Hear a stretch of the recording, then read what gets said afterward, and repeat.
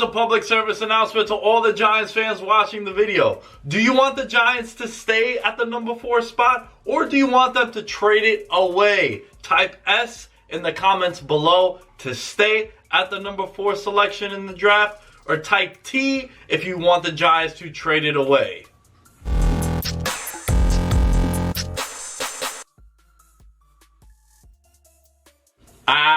Yes, what's good, everybody? Welcome back to Chat Sports TV. I'm your lovely host, Nick Dais, at The Lamb Show is where you can find me. If you haven't already, shame on you, but go ahead and like and subscribe to the YouTube channel, youtube.com/chatsportstv. Okay, Giants fans, we know and we've heard many times that the Giants are not a team that likes to move from the draft position that they are in on a said draft. But let's go back in time, a little revisionist history, and look at some of the notable trades the New York Giants have done in the first round to set up these draft trade scenarios that I'm going to present to all you lovely viewers. Let's go back to 2001. The Giants received the 22nd pick in the draft to get Will Allen, cornerback, trading with the Colts. The Colts, in turn, drafted a guy who went on to win a Super Bowl and set countless records with the Colts, one Reggie Wayne. Staying with Reggie Wayne and the Miami Hurricanes, the next year in 2002, the Giants, with the 14th pick after trading with the Titans,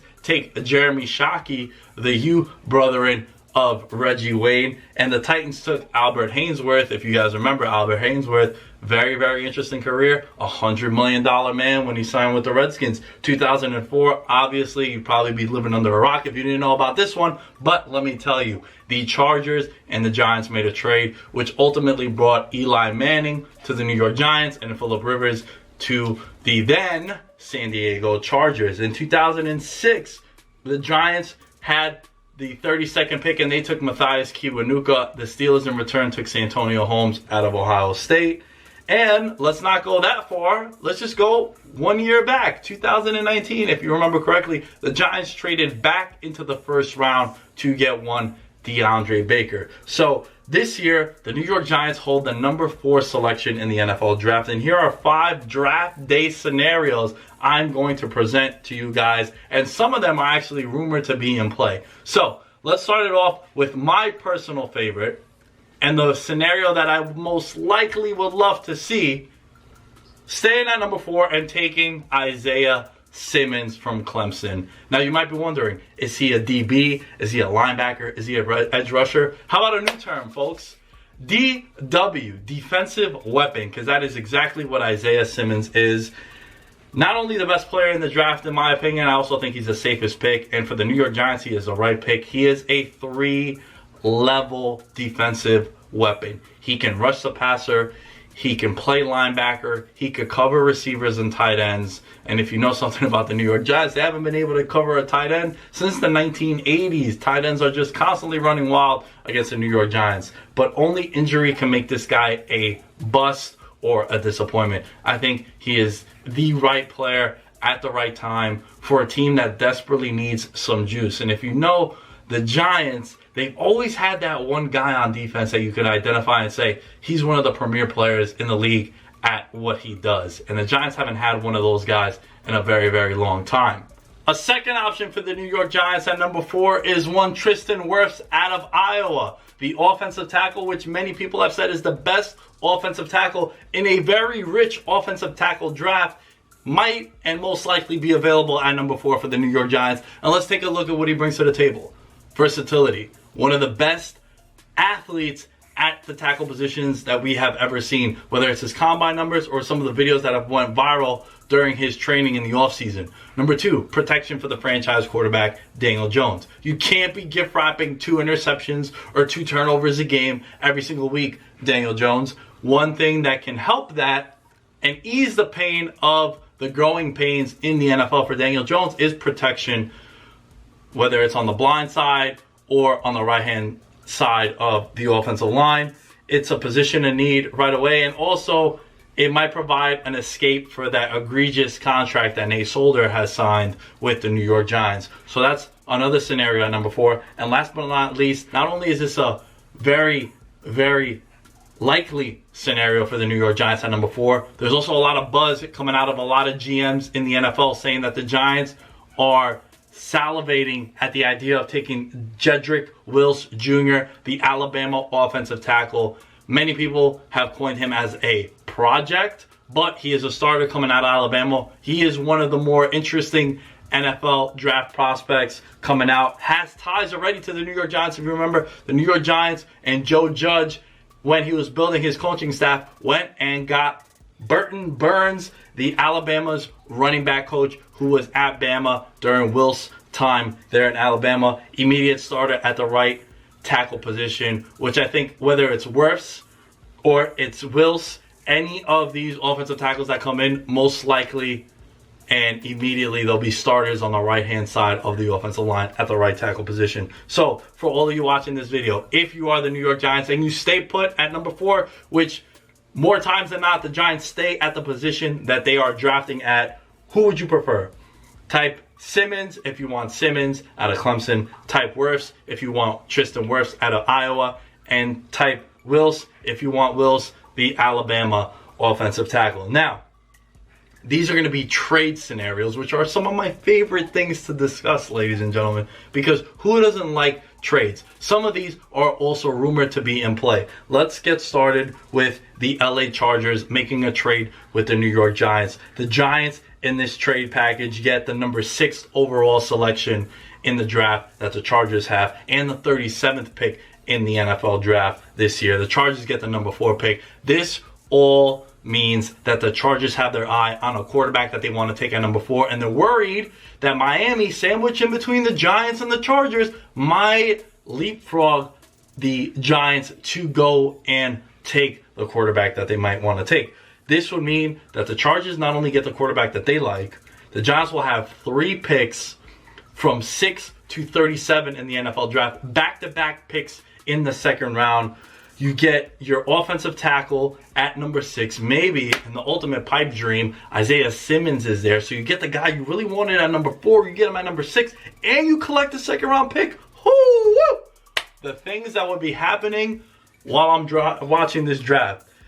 You can also potentially trade your 2 2s to get back into the first round, like what you did last year with DeAndre Baker. So a trade like this would probably be one of my more favorite trade scenarios in the draft. Now, you might be wondering, Lamb, what quarterback would the Chargers want to go get? I got you. Tua out of Alabama. Staying with the theme of these Bama prospects coming in.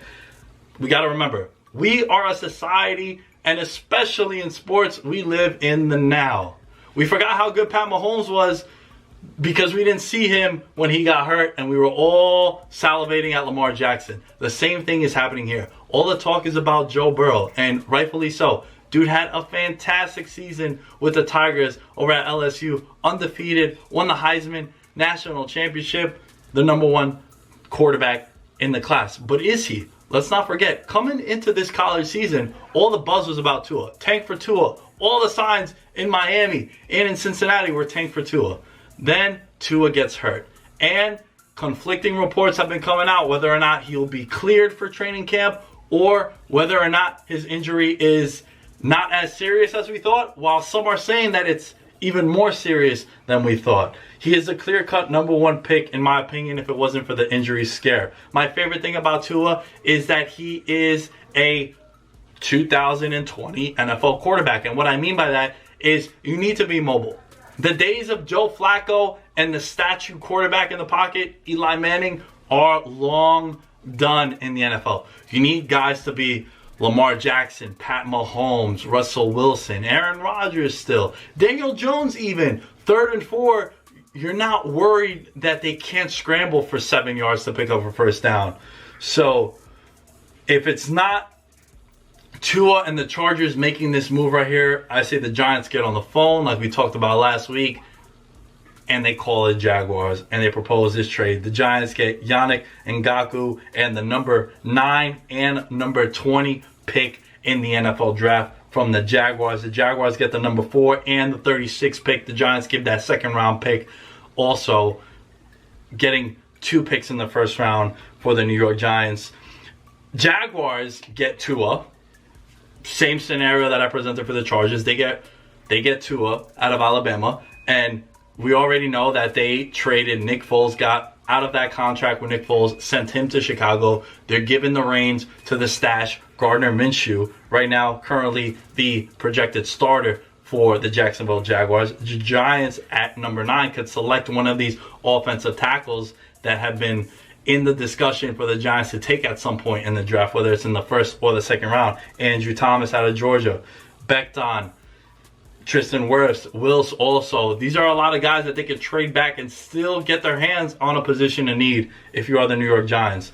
So, which of the two draft trade scenarios do you guys prefer? Do you prefer a deal with the Giants and the Chargers, where the Giants would get the 6th pick and another number 2? Or would you prefer the idea of getting Yannick, the edge rusher from the Jaguars, 2 first-round picks from Jacksonville in exchange for them to get their quarterback? You might be wondering, that's a lot to give up, but that's exactly what is needed for you to move up in the draft, for you to get your hands on a quarterback that you really like.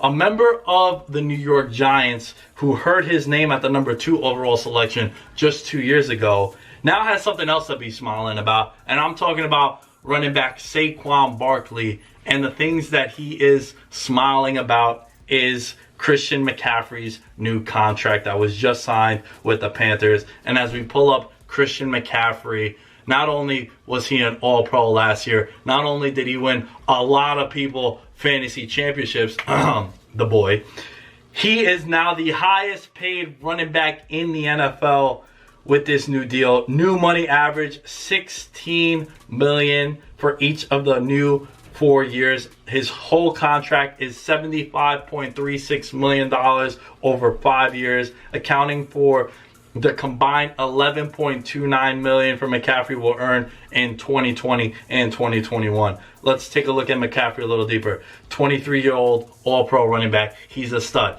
The Panthers are going to be able to get the best out of McCaffrey while they have McCaffrey.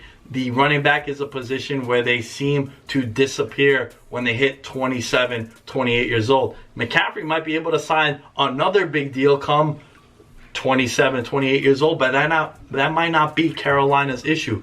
Let's take a look at what happened with Le'Veon Bell with the Steelers. The Steelers got the absolute best out of Le'Veon Bell, and then they said, good luck on your future endeavors. This is going to be a jet problem, which it is now. Saquon Barkley is due to be a contract extender after 2021, open for extension next offseason before he can enter the final year of his contract. Could potentially hold out before the final year of his deal. This is something that, especially running backs, because of the position being such a barbaric position and being a position that has been exploited by NFL teams for many, many years now. And I am in the camp that it is the only position in sports where I totally understand both the player, the running back, and the organization not wanting to pay the guy, because their shelf life is so small in the NFL, and because the NFL draft produces countless numbers of running backs year in, year out, and sometimes, like Phillip Lindsay, undrafted guys who become all-pro, pro bowlers. So